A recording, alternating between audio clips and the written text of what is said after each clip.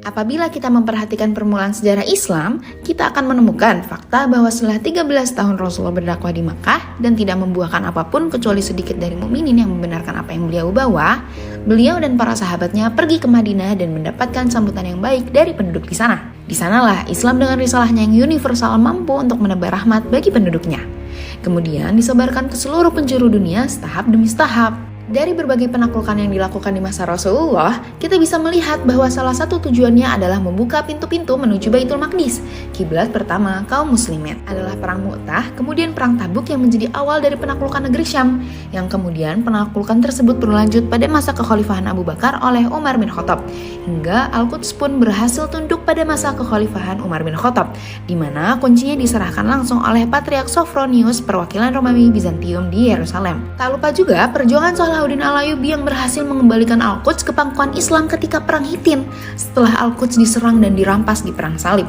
Kemudian masuklah Palestina di bawah kekuasaan Utsmani pada tahun 1516.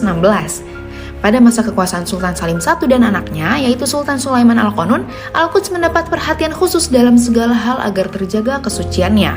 Hanya saja, sejak masa Sultan Abdul Majid I, yaitu dari 1839 sampai 1861, mulai muncul usaha untuk membangun pemukiman Yahudi di Palestina. Sebuah tanah yang berada di dalam tembok Yerusalem telah dibeli oleh seorang dokter Yahudi Inggris bernama Moses Montefiore dengan dalih mendirikan sebuah rumah sakit untuk orang-orang Yerusalem dan para peziarah. Namun, rumah sakit itu tidak terbangun, melainkan menjadi apa yang sekarang dikenal sebagai Perempat Yahudi di Yerusalem atau Perempat Montefiore. Sultan Abdul Majid pun memberlakukan banyak undang-undang untuk mencegah aktivitas negara kolonial Barat dan Yahudi selama beberapa dekade. Di masa-masa setelahnya, Daulah Islam memisahkan Palestina dari Beirut karena diketahui bahwa pelabuhan Beirut digunakan untuk imigrasi orang-orang Yahudi dan kawanan rahasia mereka ke Palestina. Bahkan Sultan mengintervensi hal-hal terkecil di sana, seperti memilih pejabat yang soleh, juga mengangkat imam Masjidil Aqsa dan Masjid Ibrahim di Hebron.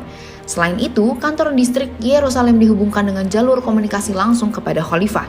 Daulah Islam juga berupaya memukul peran asing, terutama Inggris dan Prancis, membatasi dan memantau aktivitas mereka, juga menunda pelaksanaan banyak proyek yang dicurigai sebagai keinginan negara-negara Barat. Palestina pun memberikan proyek kereta api yang menghubungkan Istanbul, Yerusalem, Madinah, Mekah, dan Yaman kepada perusahaan Jerman, bukan kepada Inggris atau Prancis. Pada tahun 1882, Sultan menerbitkan keputusan untuk mencegah orang Yahudi selain para peziarah memasuki Palestina dengan visa masuk dari konsulat Utsmani di luar negeri. Lalu, pada tahun 1900 dikeluarkan peraturan untuk memperketat pengawasan imigrasi, termasuk memantau pergerakan orang Yahudi serta orang asing yang masuk dan keluar Palestina, dan hal itu langsung berada di bawah kendali istana kerajaan. Sultan Abdul Hamid II membangun jalur kereta api untuk memudahkan perjalanan menuju Yerusalem dan memindahkan sebagian orang Muslim yang menduduki Kaukasus dan Balkan untuk kemudian menempatkannya di Palestina. Selain itu, Sultan Abdul Hamid II tidak menjumpai Theodor Herzl setelah mengetahui rencana busuk Herzl dan upaya yang dia lakukan untuk merealisasikan rencananya. Tujuan Herzl adalah memisahkan Palestina dari pemerintahan Utsmani serta memberikan wilayah Palestina kepada bangsa Yahudi. Semua rencana itu ditolak mentah oleh Sultan Abdul Hamid II.